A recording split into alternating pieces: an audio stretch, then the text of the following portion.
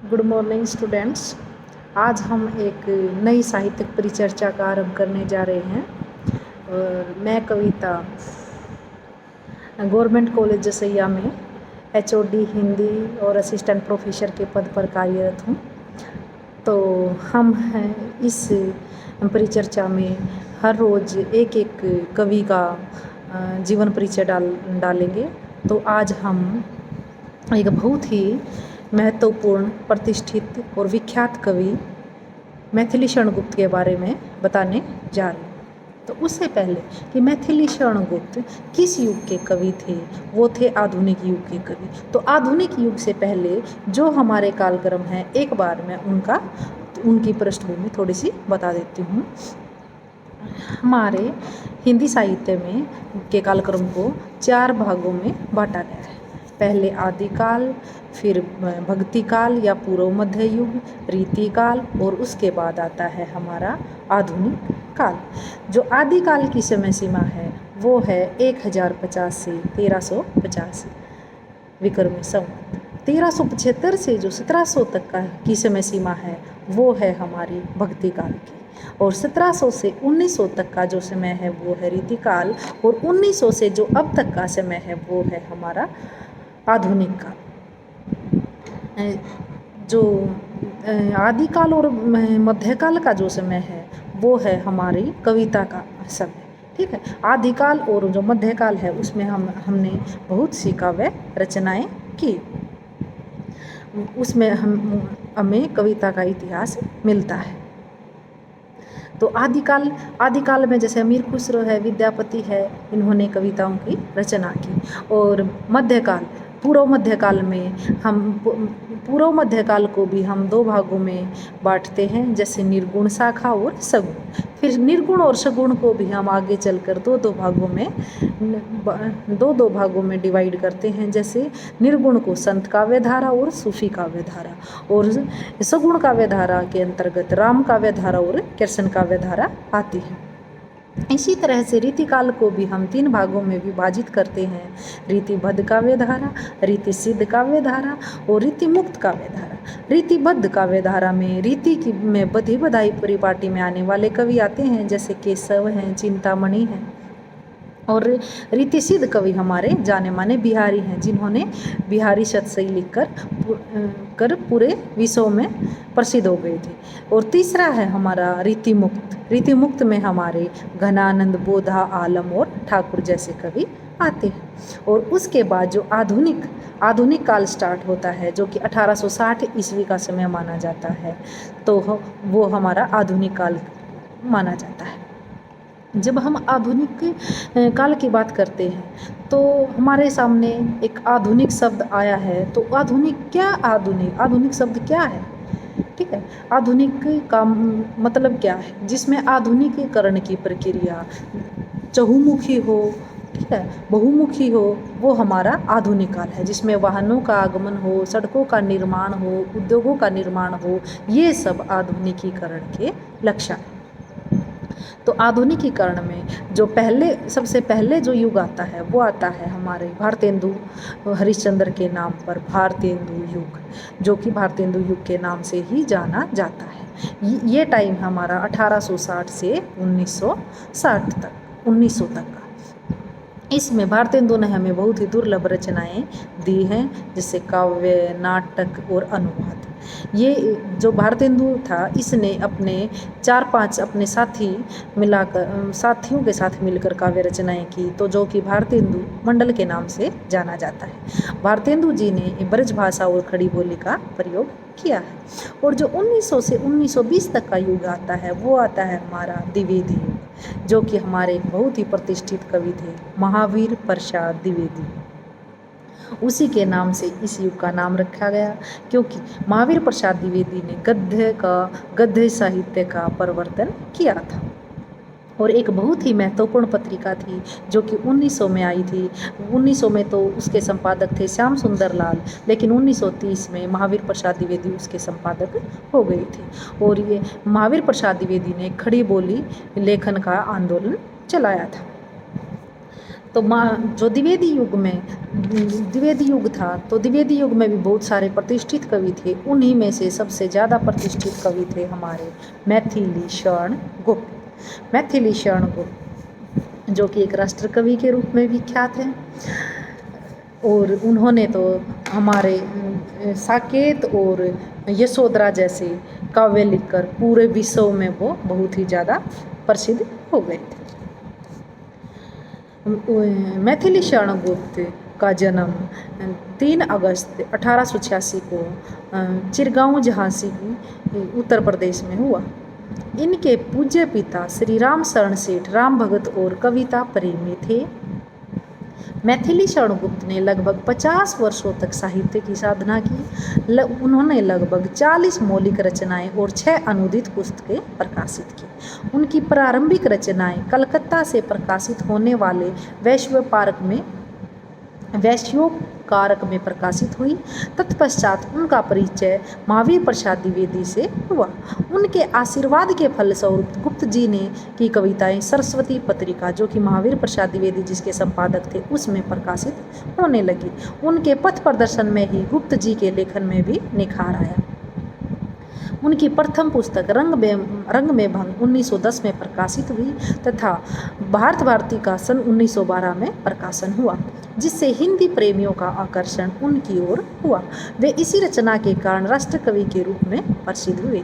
उनकी अन्य प्रसिद्ध रचनाएं थी साकेत, जो कि नाम से ही पता चलता है कि साकेत क्या है। साकेत एक अयोध्या है जो राम जन्मभूमि, उसकी जगह का नाम साकेत है। और साकेत इन्होंने, जो कि महावीर प्रसाद द्विवेदी का एक विषय था, वो कवियों की उर्मिला विषयक उदासीनता, उससे प्रभावित होकर लिखी थी। महावीर प्रसाद द्विवेदी चाहते थे कि जिस तरह से राम कथा में राम और सीता के ऊपर तो बहुत सारा काव्य लिखा गया, लेकिन उसकी जो मेन पात्र थी, जिसने सबसे अधिक दुख सहा, उसको उदासीन छोड़ दिया। तो उसने एक लेख लिखा महावीर प्रसाद द्विवेदी ने कि कवियों की उर्मिला विषयक उदासीनता। उसी से प्रेरित होकर मैथिली शरण गुप्त ने एक उर्मिला नामक महाकाव्य की रचना की, साकेत नामक, जिसमें कि उर्मिला को मुख्य पात्र के रूप में उठाया।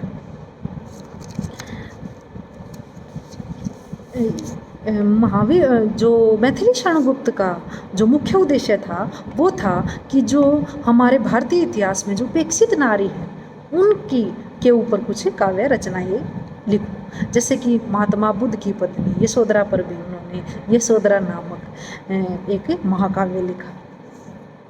तो इसी तरह से महावीर प्रसाद द्विवेदी ने मतलब कि अपने साहित्य के क्षेत्र में ऐसे ऐसे विषय उठाए जिससे कि वो पूरे विश्व में प्रसिद्ध हो गई। तो उन्होंने उनकी कुछ प्रमुख रचनाएं इस प्रकार हैं। जयद्रथवध तो हमारे BA सेकेंड ईयर के पाठ्यक्रम में भी लगा हुआ है, जयद्रथवध और भारत भारती। तो जयद्रथवध, भारत भारती, पंचवटी, झंकार, साकेत, यशोधरा, द्वापर, जय भारत, विष्णुप्रिया, पद्य प्रबंध, किसान, विकट भट्ट, वैतालिक, पत्रावली, शकुंतला, प्लासिका युद्ध, नहुस, तो इस तरह गुरुकुल, ऋतु संहार, इस तरह से इन्होंने बहुत सारी काव्य रचनाएं की। और ये बहुत ही चर्चित और लब्ध प्रतिष्ठित कवि थे, माने गए हैं। इन्होंने 3 नाटकों की भी रचना की, तिलोत्तमा, चंद्रहास और अनघ। अब मैथिली शरण गुप्त की हम साहित्यिक विशेषताओं की ओर बढ़ेंगे। गुप्त जी की काव्य यात्रा की अवधि लगभग 60 वर्ष है। उन्होंने इस दौरान जिस अनेक काव्य ग्रंथों को लिखकर हिंदी साहित्य को समृद्ध किया, उसमें उसने महाकाव्य, खंड काव्य, चंपू काव्य, मुक्त काव्य आदि सभी काव्य विधाएं ऊपर काव्य रचना की। उनके काव्य में राष्ट्रीयता, नारी उत्थान, समाज सुधार, समन्वय भावना आदि का प्राधान्य रहा है। भारत भारती इनकी राष्ट्रीय भावना का एक फड़कता हुआ दस्तावेज है। 1912 ईस्वी में प्रकाशित इस ग्रंथ में उन्होंने प्राचीन भारत के अतीत का गौरवगान, वर्तमान भारत की दुर्दशा के माध्यम से जागरण और भावी भारत की समृद्धि की तस्वीर खींचकर अपनी राष्ट्रीय भावनाओं का परिचय दिया है। इसी का ग्रंथ के कारण उन्होंने महात्मा गांधी से राष्ट्र कवि की उपाधि भी प्राप्त हुई। उनके साहित्य की जो विशेषताएं हैं वो इस प्रकार है। पहली जो इसके साहित्य की विशेषताएं वो राष्ट्रीय भावना, जैसे कि भारत भारती से भी हमें राष्ट्रीय भावना का ही परिचय मिलता है। मैथिली शरण गुप्त राष्ट्रीय भावना के कवि हैं। भारत भारती उनका प्रथम काव्य रचना है जिसमें राष्ट्रीय भावनाओं का स्वर गूंजता हुआ दिखाई देता है। उन्होंने कहा भी है एक पंक्ति के माध्यम से, हम कौन थे, क्या हो गए और क्या होंगे अभी। इस पद्य पंक्ति द्वारा कवि ने बहुत कुछ कह दिया है। इसी प्रकार से किसान नामक काव्य रचना में भी कवि ने किसानों की दयनीय अवस्था का वर्णन किया है। यही नहीं, देशभक्ति की भावना को व्यक्त करते हुए इस देश को भारत माता का मंदिर कहते हैं और सबका कल्याण चाहते हैं। भारत माता का मंदिर यह, समता का संवाद यहाँ, सबका शिव कल्याण यहाँ, पावे सभी प्रसाद यहाँ, जाति धर्म या संप्रदाय का नहीं भेद यह धान यहाँ। नेक्स्ट है हमारा इसकी काव्य की विशेषताएं, सामाजिक जागरण। सामाजिक जागरण गुप्त जी की काव्य रचनाओं में सामाजिक जागरण का भी स्वर दिखाई देता है। हिंदू मुस्लिम एकता, अछूतोद्धार, विधवा विवाह आदि से संबंधित गुप्त जी ने असंख्य काव्य रचनाएं लिखी। एक स्थल पर अछूतोद्धार का बल देते हुए वो कहते हैं, इन्हें समाज नीच कहता है पर ये भी तो प्राणी, इनमें भी मन और भाव है किंतु नहीं वैसी वाणी। अन्यतर गुप्त जी की काव्य रचनाओं में हमें अनेक राजनीतिक विचारों का भी पता चलता है। वे प्रजातंत्र के कट्टर समर्थक थे और मानवतावाद का प्रतिपादन करते थे। नेक्स्ट है इनकी नारी भावना। नारी भावना तो हम साकेत और इसका यशोधरा पढ़कर ही पता चल जाता है कि इनमें नारी भावना कैसी थी। गुप्त जी के हृदय में नारी के प्रति हमेशा श्रद्धा भाव बना रहा। साकेत की उर्मिला देवी की उपेक्षा गुप्त जी को असह्य थी, अतः उन्होंने त्याग की मूर्ति उर्मिला को न्यायिका बनाकर साकेत महाकाव्य की रचना की। इस काव्य रचना में उन्होंने नारी के रमणीय रूप और पत्नी रूप दोनों का प्रभावशाली रूप से वर्णन किया है। इसी काव्य रचना में उन्होंने उपेक्षित नारी पात्र कैकेयी की व्यथा कथा को भी रेखांकित किया है। इस प्रकार से उन्होंने यशोधरा नामक चंपू काव्य में यशोधरा की व्यथा कथा का उद्घाटन किया है। गुप्त जी की नारी भावना भारतीय सभ्यता और संस्कृति के सर्वथा अनुकूल है। एक स्थान पर वो कहते हैं, अबला जीवन हाय तुम्हारी यही कहानी, आंचल में है दूध और आंखों में है पानी। और यशोधरा की ये लाइन भी बहुत ही मार्मिक है। तब बुद्ध उसको छोड़कर चले जाते हैं तो बाद में कहती है, सखी वे मुझसे कह कर जाती। क्या वो मना करती उसको? तो इस तरह से वो कहती है कि अगर वो मेरे को कह के जाती तो क्या मैं उसको मना करती?